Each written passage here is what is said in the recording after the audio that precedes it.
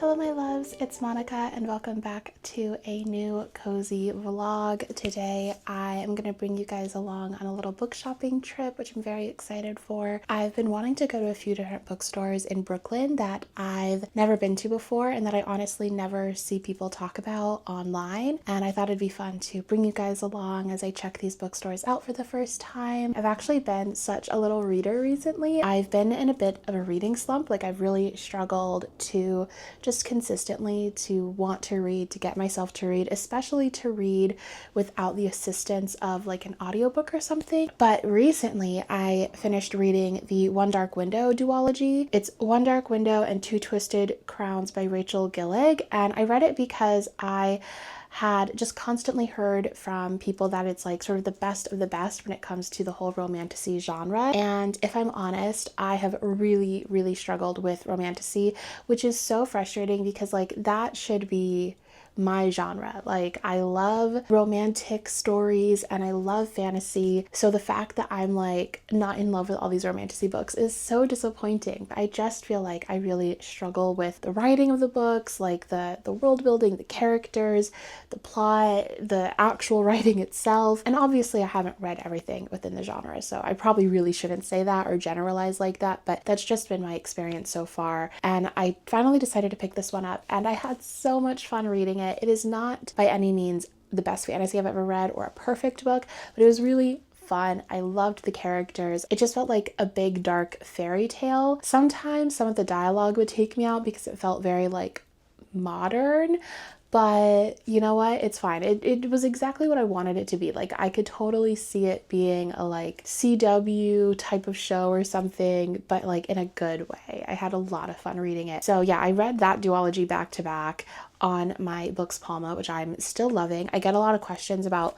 this and how I'm liking it as time goes on, and I'm still loving it. I have a whole review of this up, but it's basically a phone-sized e-reader, and it has a full Android operating system, which I love because that means I can have all of my apps. So I have Libby, Libro FM, Audible, Kindle, my actual library on here, Spotify, which is nice because sometimes I just I don't want to be on my phone at all. I just want to do everything on here. So I can have my music on here. I can have my audiobook on here. I can, read physically and it's all e-ink. So yes, I really love this device. Anyways, it's time to head out. We're going to do some book browsing, some book shopping maybe, and I'm excited to bring you along.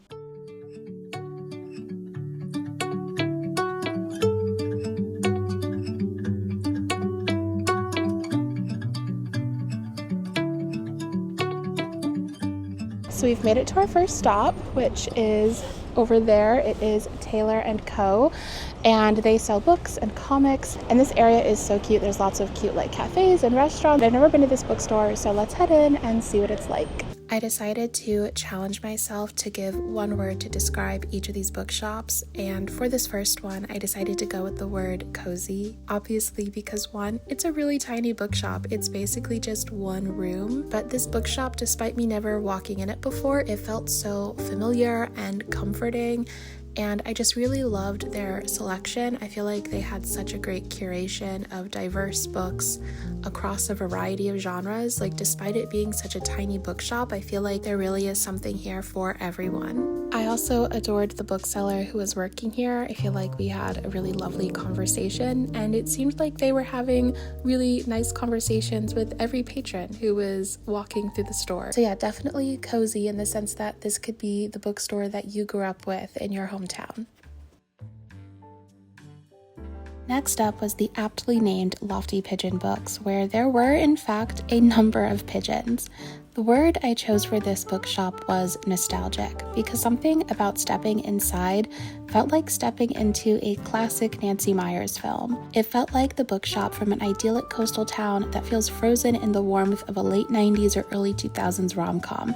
They also had one of the best bookshop merch collections I've ever seen, and I loved how many bookseller recommendations were also throughout the store. They also seem to host a number of community events, and I definitely hope to make it back for some in the future.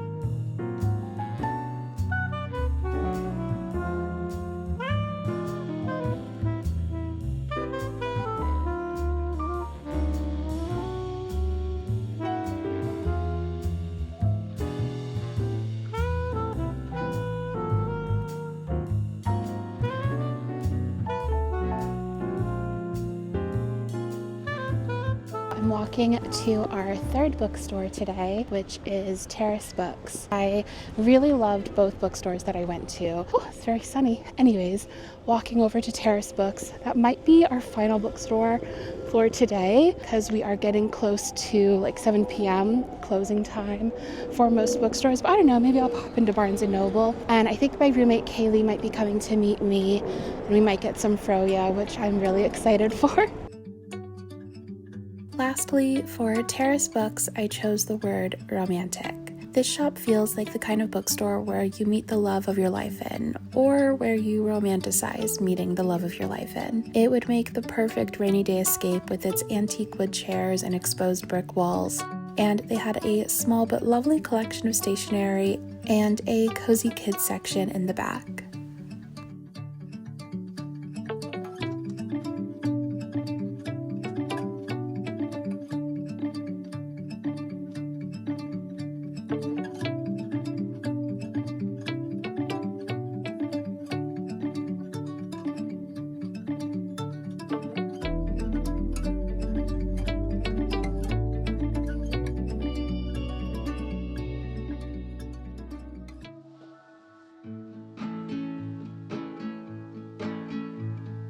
I just wanna go out and walk with you. Baby, you know I just like to talk with you.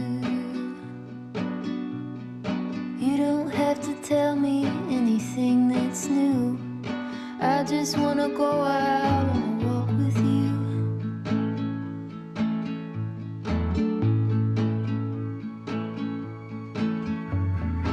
I just wanna see your shadow next to mine, sailing over pavement with our two outlines.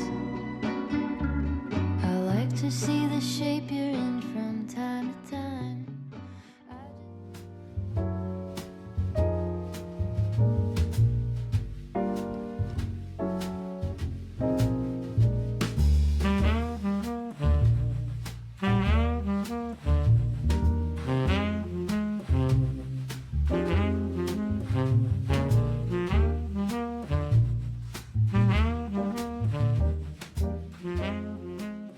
Hello friends, so it is later in the evening. I am about to go do a sheet mask, but I spent tonight baking a mochi cake and had some tea. It was delightful, and I've been reading one of the books that I picked up yesterday, so I thought I'd do a quick little haul. So the first bookstore I went to was Taylor & Co., which was so cute. I think I mentioned this during the vlog portion, but I just had a really nice time chatting with the bookseller there. And this is definitely the smallest of all the bookshops, but sometimes a small bookshop is where you'll find like the best gems. And this one, especially if you like comics or graphic novels, I think you'll find some really special books here. But obviously they also have like general fiction and fantasy and all of that. So yeah, I really enjoyed this one. They had a little like stand of all the New York Review books, and I really enjoy every book that I've bought from that publisher, so I've been wanting to add more. And I know one of the most beloved books in their series is Stoner by John Williams, so I finally picked that up. This is about a man named William Stoner who was born at the end of the 19th century into a dirt poor Missouri farming family. Sent to the State University to study agronomy, he instead falls in love with English literature and embraces a scholar's life so different from the hard scrabble existence he has known. And yet, as the years pass, Stoner encounters a succession of disappointments. Marriage into a proper family estranges him from his parents. His career is stymied, his wife and daughter turn coldly away from him, a transforming experience of new love ends under threat of scandal.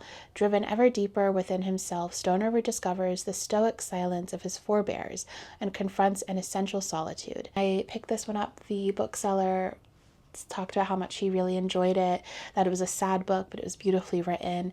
And from the blurbs and the reviews that I've seen online, this does just sound like a really beautifully written story. So I'm excited for that. Even like the little bit that I read of it in the bookstore, I was like really captivated by the writing. So I'm very excited to finally have this one. I know this is very beloved. And then I went to Lofty Pigeon, which was super cute. They even had like, they went all in on the pigeon theme. Like they They had this giant pigeon mural, and it was very meta when there were like pigeons flying around. And then the bookstore itself, it honestly might be one of my new favorite bookstores in New York City. I loved just the layout. It felt like a bookstore in a small town. I loved that about it. Like when you're on vacation in like a coastal town or something, like that was the vibe of the bookstore. It was so cozy and nice. And I loved their curation and just the bookseller recommendations. All of that was so good. It was so amazing. Anyways, I ended up picking up another New York Review book there, Abigail by Magda. I was actually having a really great conversation with another bookseller at a different bookstore, and we were talking about our mutual love for A Little Princess growing up, and that being like our favorite book when we were children. And at the end, she asked me if I had read Abigail, and that if I loved A Little Princess, I'd probably also love this. So I immediately added it to my list of books to try and find.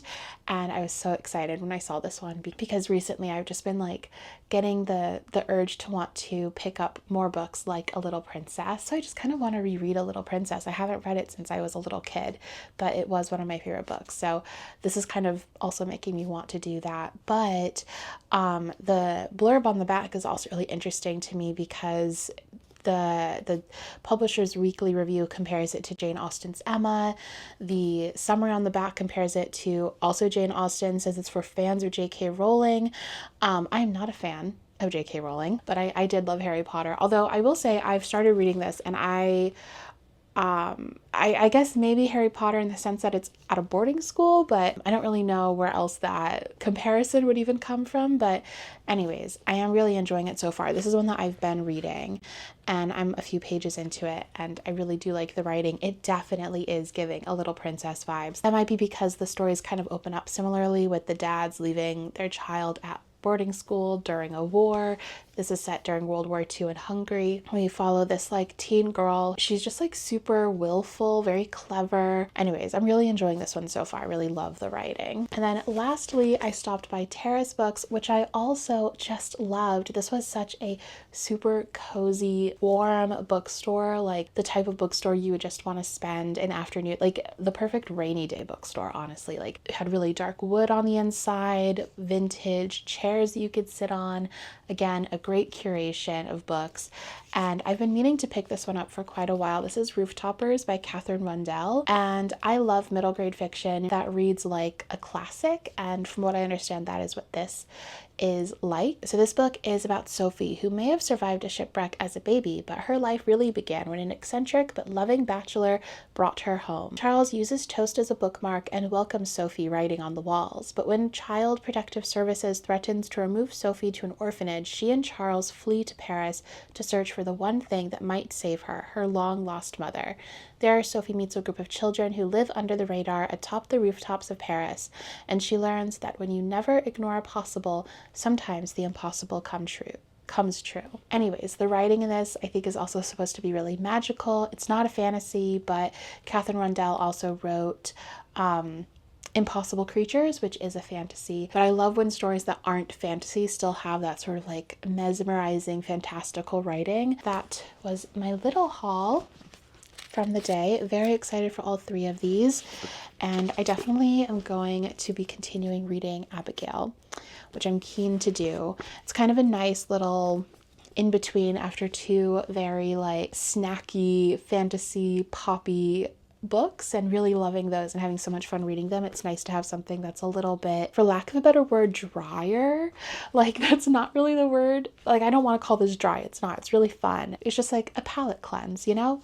Anyways, that is my evening. I'm super excited and nervous because tomorrow I am heading to go to an event with Nintendo, which is crazy to me. So today they launched their Nintendo Direct for the Nintendo Switch 2. It was so incredible. I'm so excited for everything that's to come. Tomorrow they're doing an event in the city for press, so that and I guess that's me, to go and like actually get hands-on time with the Nintendo Switch 2, which is crazy.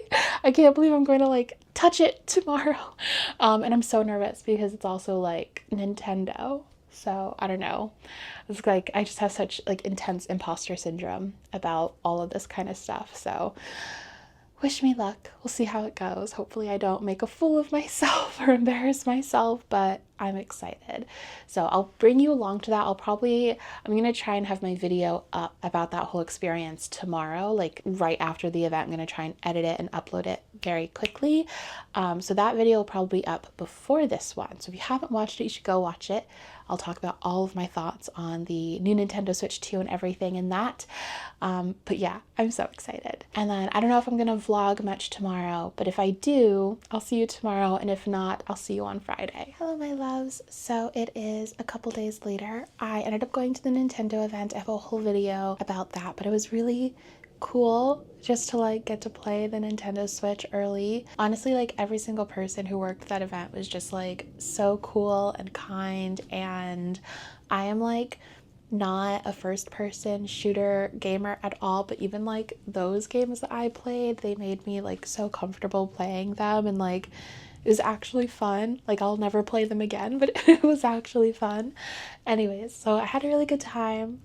But today I am heading to meet a friend of mine up in Koreatown. We're gonna go to this new Korean cafe called Seoul Sweets and maybe do some coloring, and I'm really excited because I've been wanting to check out this cafe for a minute, but that's not happening until later this afternoon and it's still morning, so I thought it'd be cute to head into McNally Jackson Seaport and maybe just hang out, read some books, and see where the day takes me from there.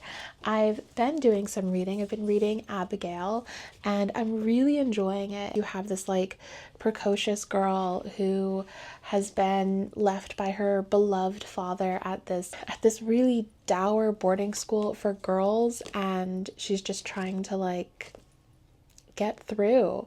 But yeah, I'm really enjoying it. Oh my gosh, also this is so funny, my friend Emily has been going to all of the J-Hope concerts.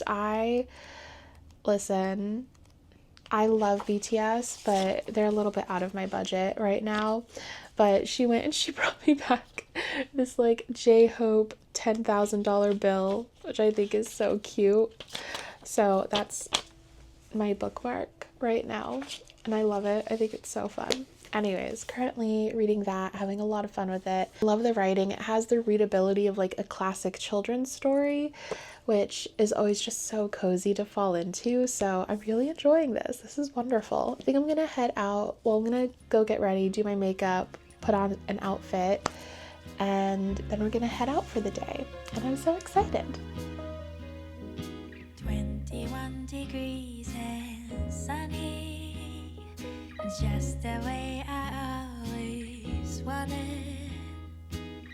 더 바랄 것도 없어, 지금 이대로면 좋아. 따스한 햇볕을 가득 담은 sand river. The bluebirds peaceful to sing along. I'm between 3 books. Got this one called The Harmattan Winds, and it seems to be like fairy tale like, inspired by like Peter Pan.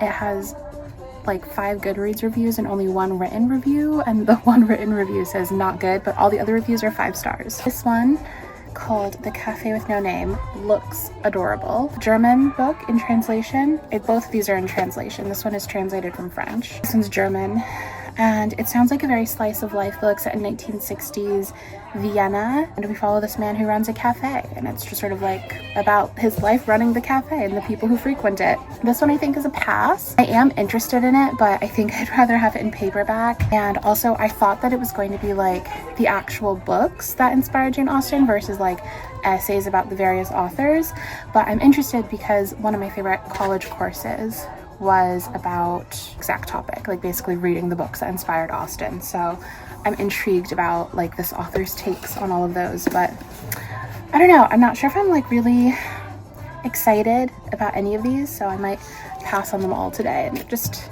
add them on my to check out later list.